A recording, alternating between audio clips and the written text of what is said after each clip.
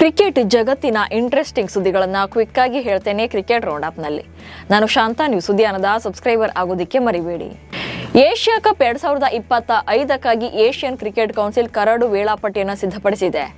ಈ ವೇಳಾಪಟ್ಟಿಯ ಪ್ರಕಾರ ಸೆಪ್ಟೆಂಬರ್ 5ರಿಂದ 17ನೇ ಆವೃತ್ತಿಯ ಏಷ್ಯಾ ಕಪ್ ಶುರುವಾಗಲಿದೆ. ಅಲ್ಲದೆ ಫೈನಲ್ ಪಂದ್ಯ ಸೆಪ್ಟೆಂಬರ್ 21ರಂದು ಆಯೋಜನೆ ಮಾಡೋಕೆ ನಿರ್ಧಾರ ಮಾಡಲಾಗಿದೆ. ಇನ್ನು ಈ ಬಾರಿಯ ಟೂರ್ನಿಯನ್ನು ಯುಎಇನಲ್ಲಿ ಆಯೋಜನೆ ಮಾಡುವಂತ ಸಾಧ್ಯತೆ ಇದೆ. ಏಷ್ಯಾ ಕಪ್ 2025ರ ಮೊದಲ ಸುತ್ತಿನಲ್ಲಿ ಭಾರತ ಮತ್ತು ಪಾಕಿಸ್ತಾನ ತಂಡಗಳು ಮುಖಾಮುಖಿಯಾಗಲಿದ್ದು, ಎದುರಾಳಿಗಳ ಕದನವನ್ನು ಸೆಪ್ಟೆಂಬರ್ 7ರಂದು ಆಯೋಜನೆ ಮಾಡೋಕೆ ನಿರ್ಧಾರ ಮಾಡಲಾಗಿದೆ. ಭಾರತ ಮತ್ತು ಇಂಗ್ಲೆಂಡ್ ಮಹಿಳಾ ತಂಡಗಳ ನಡುವಿನ 5 ಪಂದ್ಯಗಳ T20 ಸರಣಿಯ 2ನೇ ಪಂದ್ಯದಲ್ಲೂ ಕೂಡ ಟೀಂ ಇಂಡಿಯಾ ಗೆಲುವು ಸಾಧಿಸಿದೆ.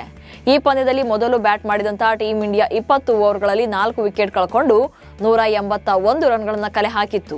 182 ರನ್ಗಳ ಗುರಿ ಬೆನ್ನತ್ತಿದಂತ ಇಂಗ್ಲೆಂಡ್ ತಂಡ 20 ಓವರ್ಗಳಲ್ಲಿ 7 ವಿಕೆಟ್ಗಳನ್ನು ಕಳ್ಕೊಂಡು 157 ರನ್ಗಳನ್ನು ಕಲೆ ಹಾಕಿತ್ತು. ಈ ಮೂಲಕ ಭಾರತ 24 ರನ್ಗಳ ಭರ್ಜರಿ ಜಯ ಸಾಧಿಸಿದೆ. ಇಂಗ್ಲೆಂಡ್ ವಿರುದ್ಧದ 2ನೇ T20 ಪಂದ್ಯದಲ್ಲಿ ಕಣಕ್ಕಿಳಿಯುವ ಮೂಲಕ ಟೀಂ ಇಂಡಿಯಾದ ಸ್ಟಾರ್ ಆಟಗಾರ್ತಿ ಸ್ಮೃತಿ ಮಂದಾನ ವಿಶೇಷ ದಾಖಲೆ ಬರೆದಿದ್ದಾರೆ. ಸ್ಮೃತಿ ಮಂದಾನ ಭಾರತದ ಪರ 150 T20 ಅಂತಾರಾಷ್ಟ್ರೀಯ ಪಂದ್ಯಗಳನ್ನಾಡಿದ 2ನೇ ಭಾರತೀಯ ಆಟಗಾರ್ತಿ ಎನಿಸಿಕೊಂಡಿದ್ದಾರೆ. 2013ರಿಂದ T20 ಅಂತಾರಾಷ್ಟ್ರೀಯ ಪಂದ್ಯಗಳನ್ನಾಡ್ತಾ ಇರುವಂತಹ ಸ್ಮೃತಿ ಮಂದಾನ ಇದೀಗ 150 ಮ್ಯಾಚ್ಗಳ ಮೈಲುಗಲ್ಲನ್ನು ಮುಟ್ಟಿದ್ದಾರೆ. ಒಟ್ಟು 144 ಇನ್ನಿಂಗ್ಸ್ ಆಡಿರುವಂತವರು 3126 ಎಸೆತಗಳನ್ನು ಎದುರಿಸಿ ಒಟ್ಟು 3886 ರನ್ಗಳನ್ನು ಕಲೆ ಹಾಕಿದ್ದಾರೆ. ಈ ಮೂಲಕ T20 ಅಂತಾರಾಷ್ಟ್ರೀಯ ಕ್ರಿಕೆಟ್ನಲ್ಲಿ ಅತ್ಯಧಿಕ ರನ್ ಗಳಿಸಿದ ವಿಶ್ವದ 2ನೇ ಆಟಗಾರ್ತಿ ಎನಿಸಿಕೊಂಡಿದ್ದಾರೆ.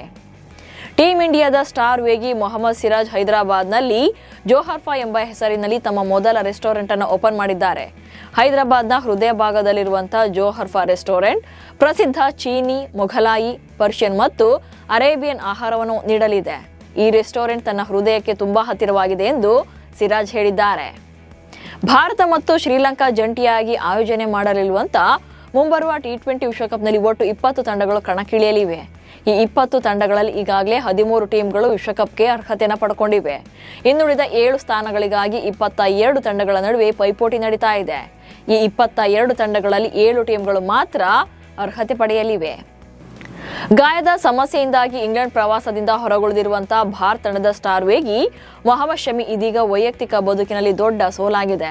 ಇವರ ವಿಚ್ಛೇದನ ಪ್ರಕರಣಕ್ಕೆ ಸಂಬಂಧಪಟ್ಟಂತೆ ಕೋಲ್ಕತ್ತಾ ಹೈಕೋರ್ಟ್ ಮಹತ್ವದ ಆದೇಶ ನೀಡಿದ್ದು, ಶಮಿ ಅವರು ಪತ್ನಿ ಹಸೀನ್ ಜಹಾನ್ ಮತ್ತು ಪುತ್ರಿ ಐರಾಳಿಗೆ ತಿಂಗಳಿಗೆ 4 ಲಕ್ಷ ರೂಪಾಯಿ ಜೀವನಾಂಶ ನೀಡಬೇಕು ಅಂತ ಸೂಚನೆ ನೀಡಿದೆ. ಆದೇಶದಂತೆ ಶಮಿ ಅವರು ಪತ್ನಿ ಹಸೀನ್ ಜಹಾನ್ಗೆ ತಿಂಗಳಿಗೆ 1.5 ಲಕ್ಷ ರೂಪಾಯಿ ಹಾಗೆ ಮಗಳಿಗೆ 2.5 ಲಕ್ಷ ರೂಪಾಯಿ ನೀಡಬೇಕಿದೆ.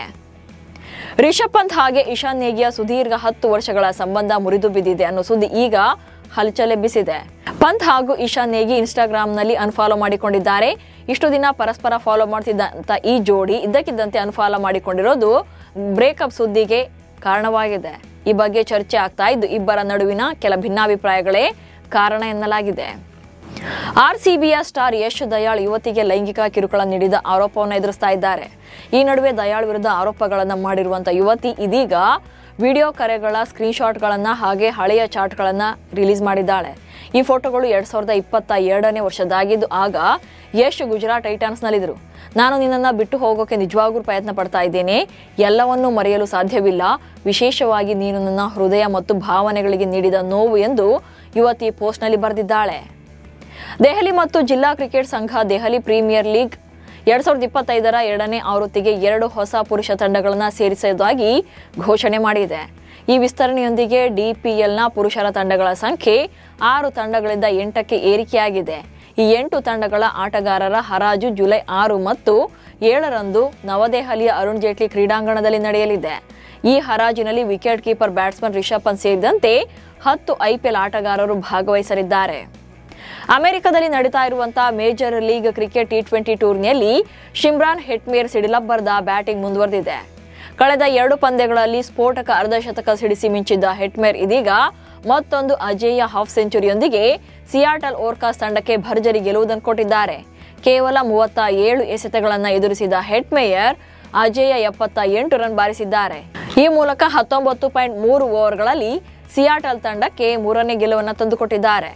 ಇವಿಷ್ಟು ಇವತ್ತಿನ ಕ್ರಿಕೆಟ್ ರೌಂಡ್ ಅಪ್ ಸುದ್ದಿಗಳು. ನಮಸ್ಕಾರ.